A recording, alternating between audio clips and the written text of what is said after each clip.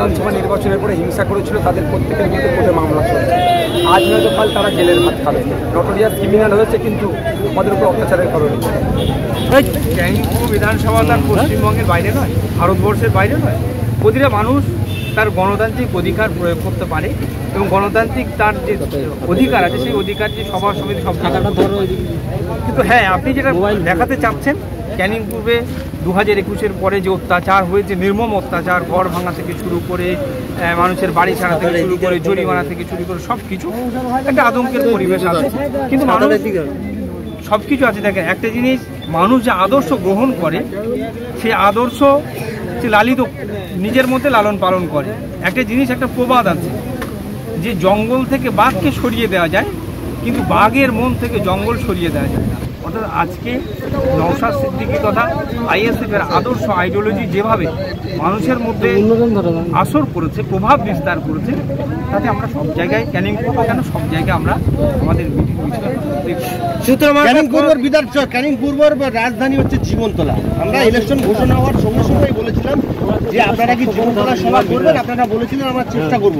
Election মানে এসে গেছে, 3-4 দিন বাকি আছে, এখনো সভা করতে পারলেন না। আর মনে হচ্ছে পারবেন না, কেন পারলেন না? দেখেন, একটা জিনিস হচ্ছে আমাদের বিভিন্ন প্রোগ্রাম যেভাবে হয়েছে এবং সাথে সাথে আমরা শাসকদের থেকে আমরা প্রশাসনিক লেভেল থেকে যখন চেষ্টা করেছিলাম মাঠ পারমিশন বা ইত্যাদি ইত্যাদি, সেক্ষেত্রে আমাদের পারমিশন দেওয়া হয়নি। কারণ একটা প্রোগ্রাম করতে গেলে সেখানে মাঠের পারমিশন লাগে, সেই পারমিশন বা সেইভাবে নেই। মানুষগুলো তারা আতঙ্কে আছে, তারা বলেছে আমরা মাঠ দিয়ে আপনারা এমনি করুন, কিন্তু আমরা সই করতে পারবো। সুতরাং এই যে জায়গাটা পড়েছে, এখান থেকে আমরা হয়ে ওঠেনি। তবে আগামীতে আমরা চেষ্টা করছি, আমরা মিটিং মিছিল থেকে শুরু করে আরও গণতান্ত্রিক প্রক্রিয়ায় এগিয়ে যাব। অনেক অনেক ধন্যবাদ। সর্বশেষে ক্যানিংপুর বিধানসভা সভা করলেন, নির্বাচনে একদম কাছাকাছি এসে কি বলবেন? ওরা গেল, এ তো সন্ত্রাস, মানে সীমাহীন সন্ত্রাস এরা তৈরি করছে আমাদের কর্মীদের উপর। কিন্তু এসব করে কোনো লাভ হবে না, মানুষকে কিছুতেই রোধ করা যাবে না। তারা তাদের গণতান্ত্রিক অধিকার প্রয়োগ করবে এবং এই শাসক দলের প্রার্থীকে তারা পরাস্ত করবে, এটা মানুষ সিদ্ধান্ত নিয়ে। আপনারা অভিযোগ করতেই পারেন। নওশাদ সিদ্দিকী সাহেব জনসভা থেকেও অভিযোগ করলেন যে শওকত মোল্লার নাম অনেকবার করলেন, কিন্তু এত রাজ্যে এত দুর্নীতি, চাকরি চুরি, শিক্ষা চুরি, কয়লা চুরি, তিরপল চুরি, কিন্তু শওকত মোল্লার নামে কোনো অভিযোগ কিন্তু এখনো নেই। কি বলবেন আপনারা? কে বলেছে অভিযোগ? অভিযোগ আছে, অভিযোগ আছে, সেগুলো ঠিক দেখতে পাবেন আপনারা। ডায়মন্ড হাওড়ায় দেখলাম যে একের পর এক সন্ত্রাস হচ্ছে। এখানে অভিযোগ মানুষের করতে হয়নি, ওনার নেত্রী পরিষ্কার করে দিয়ে গেছেন যে তুই তো সারাদিন বোম মারব।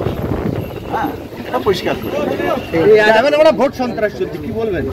সব জায়গায় চলছে। উন্নয়ন করেছি, তাহলে এত আইএসএফ জিতবে কেউ পাগলেও বলে না। আমি যেটা খবর আছে আমাদের কাছে, তা সত্ত্বেও কেন তার উপরে এত আক্রমণ হচ্ছে? মজদুর মাথা ফাড়িয়ে দেওয়া হচ্ছে, তাকে থানায় ডেকে গ্রেফতার করা হচ্ছে।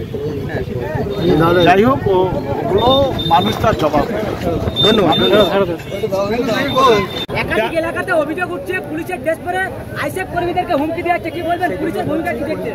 জানিয়েছে সেটা পুলিশ সঠিকভাবে এটা ব্যবস্থা গ্রহণ করে, অন্যথায় মানুষের কবির বই প্রকাশের বিপদ আছে। আমরা চাইবো না এই ঘটনাগুলো। ডায়মন্ড হাওড়া একের পর এক হামলা হচ্ছে, কি বলবেন? পরাজয় বুঝতে পারছে, সেই হামলা করছে, হামলা করে পরাজয় আটকাতে পারবে না। সেই জন্য আপনি কি বুঝতে পেরেছিলেন? সেই জন্য কি আপনি ডায়মন্ড হাওড়া? না, ওই জন্য না, আমি আমার কারণ তো বলেছি, পার্টি তো বলে দিয়েছি কারণগুলো।